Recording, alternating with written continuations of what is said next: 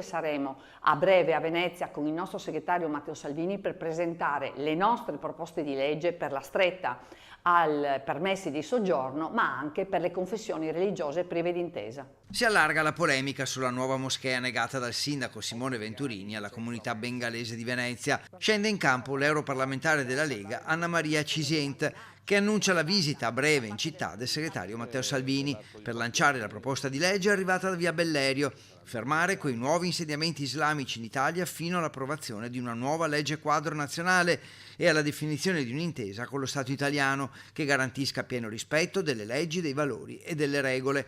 Quanto al caso di Venezia, la Lega fa sapere che gli avvocati sono al lavoro per segnalare alle forze dell'ordine le gravi minacce di blocco selvaggio annunciate da esponenti della comunità islamica, sottolinea il partito, che aggiunge nessun passo indietro di fronte a minacce e ricatti per quello che viene definito un vero e proprio sistema. Un sistema, quello della minaccia, che è arrivata da parte della comunità bengalese perché il sindaco ha detto no alla realizzazione della mega moschea all'interno della quale si sarebbe applicata la Sharia. Questo è un sistema ormai inaccettabile per un paese che vuole vivere in democrazia e nella libertà. Dichiarazioni a cui si aggiunge quella del deputato veneto di Futuro Nazionale con Vannacci, Gianangelo Boff. Il giorno in cui vedremo sorgere una cattedrale cristiana in centro a Riyadh, allora potremo concedere una moschea a Venezia. Questo paese ha già concesso troppo a chi vorrebbe morta la nostra cultura.